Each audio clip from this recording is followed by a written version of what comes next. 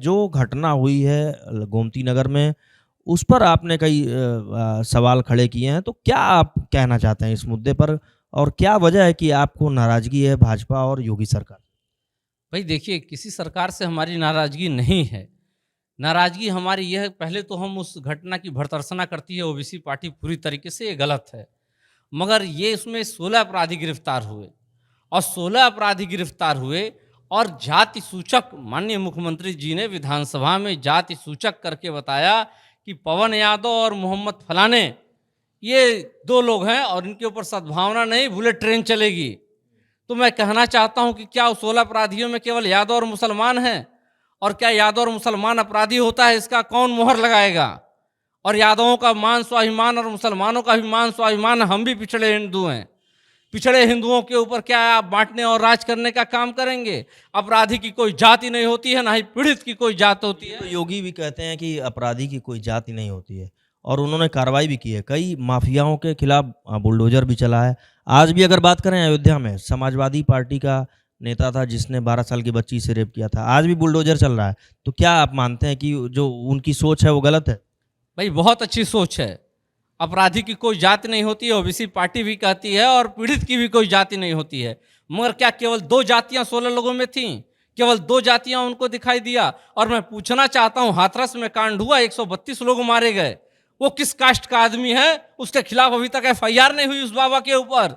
विधायक है जिसके ऊपर सैकड़ों केस हैं, उसके खुलेआम घूम रहा है, उसके ऊपर क्यों केस नहीं हुआ?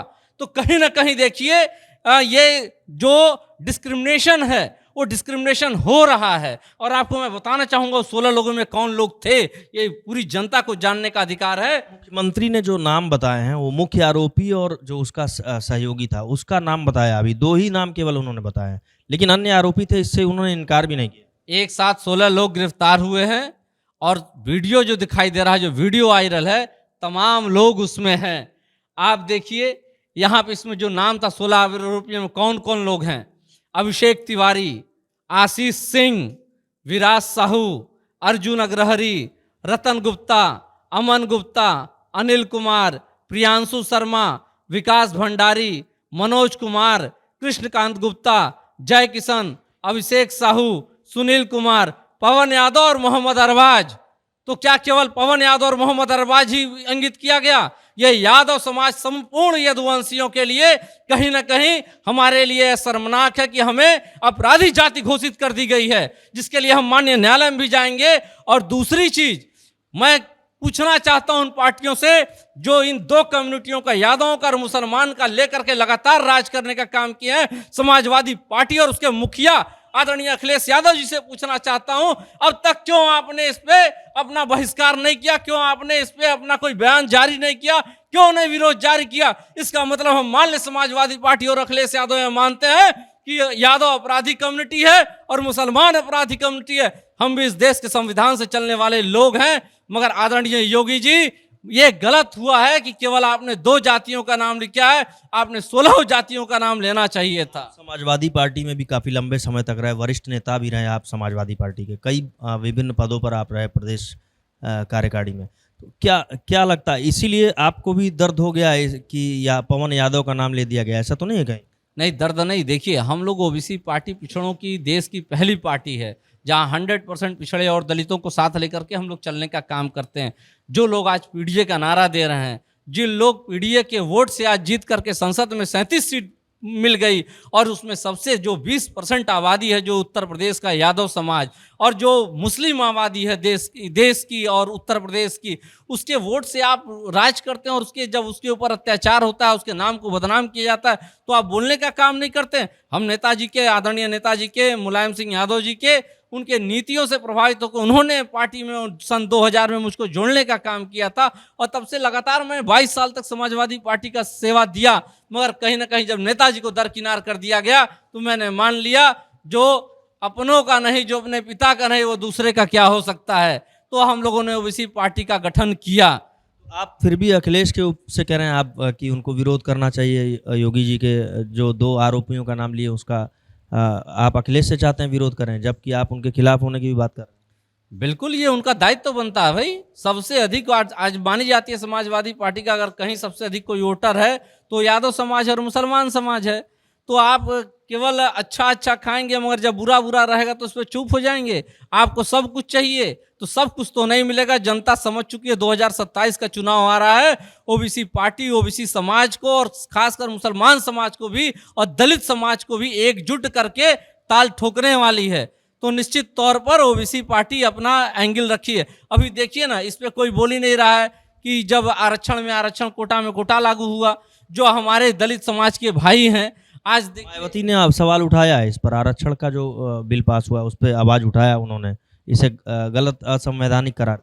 बिल्कुल असंवैधानिक। अगर आर्टिकल 341 आप देखिएगा तो उसमें कहीं ना कहीं ये संविधान का और संविधान की प्रस्तावना का ये एक तरीके से उल्लंघन है। हम ओबीसी पार्टी कतई इससे सहमत नहीं है और यहाँ तक जो ओबीसी में भी क्रीमी लेयर लगाया गया है उसको भी हम संवैधानिक मानते हैं। और जहाँ तक रही SC ST की बात, तो उनका तो छुआछूत से संबंध है। तो ये बताइए, आर्थिक आधार पे कहाँ क्रीमी लेयर आप लगा दिए? तो आर्थिक आधार पे लगा देंगे तो कहाँ आएगा? रोस्टर प्रक्रिया में तो फिर वो खत्म हो जाएगा। तो निश्चित तौर पे ये बहुत ही असंवैधानिक है और ओबीसी पार्टी इससे सहमत नहीं है। नजूल की जमीन को लेकर बड़ा विवाद इस समय चल रहा है, क्या लग रहा है माफिया ही काबिज है नजूल की जमीन पर, या फिर जो है जो अखिलेश यादव का ट्वीट है मुख्यमंत्री को लेकर कि अधिकतर भाजपा के नेताओं का उस पे हवेली भवन बने हुए हैं इसलिए इस बिल को विधान परिषद में गिरा दिया गया। तो क्या लगता है, आप कितना सहमत हैं अखिलेश के ट्वीट से, उनकी बात? नहीं, देखिए बिल्कुल सही बात है। और अगर आप देखेंगे, आप तो पत्रकार हैं, सम्मानित पत्रकार हैं और आप एनालिसिस और रिसर्च में भी देखते हैं, आपकी बड़ी अच्छी पत्रकारिता होती है। मगर आप देखिएगा, अगर आप पता कीजिएगा, जो नजूल की जो भूमि है निश्चित तौर पे उस पर बड़े बड़े लोगों का कब्जा है। आम आदमी तो बेचारा परेशान रहता है, आम आदमी के हक की बात नहीं की जाती। देखिए कहीं ना कहीं डिस्क्रिमिनेशन हो रहा है, आम आदमी के साथ हो रहा है, पिछड़ों के साथ हो रहा है, दलितों के साथ हो रहा है। जो कह रहे हैं कि गरीब को भी उजड़ जाएंगे, इससे तो लग रहा है कि सही है। और योगी जी तो कह रहे हैं कि गरीब ना उजड़ें इसलिए इस विधेयक को पास नहीं किया गया, लेकिन केशव मौर्य आप कह रहे हैं कि अगले सत्र में इसे पास कर देंगे। तो क्या लगता है, ये गरीबों से जुड़ा हुआ मुद्दा है और या फिर लगता है कि जो अखिलेश कह रहे हैं उनकी बात सही? नहीं, इन लोग का आपसी पॉलिटिक्स है, ये लोग आपस में अपना पॉलिटिक्स कर रहे हैं। मगर जनता का हित सरकार को देखना चाहिए, जिसमें जनता का हित हो सरकार को वही निर्णय और कदम उठाना चाहिए। पास होना चाहिए बिल। आपको लगता है कि ये जो बिल है इसको पास करना चाहिए? इस पर पहले डिबेट होना चाहिए, कम से कम विधानसभा में इस पर डिबेट हो, और क्या ये पूरे देश में क्या इम्प्लीमेंट हो सकता है, तो देश स्तर का इसको मामला बनाया जाए। तो इस पर तो डिबेट होकर के जो चीज़ें सही होंगी वो डिबेट में आ जाएंगी। बिना डिबेट किसी चीज़ को हम पास करते हैं या गिरा देते हैं तो कहीं ना कहीं ये शक के घेरे में होता है।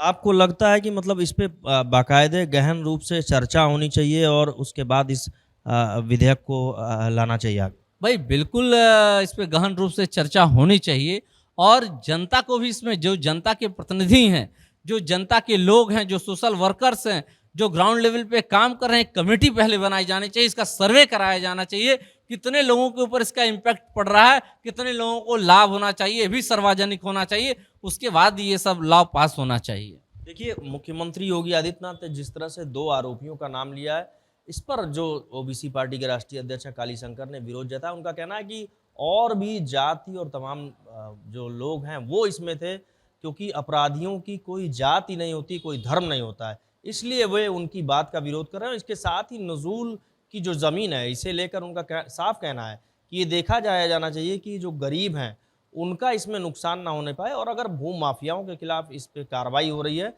तो वो कतई गलत नहीं है, लेकिन विधेयक लाने के पहले इस पर बाकायदे चर्चा होनी चाहिए और जो भी आम सहमति बनती है उसमें पूरे देश में इसका क्या इम्पैक्ट, क्या प्रभाव पड़ेगा, ये ज़रूर ध्यान में रखना।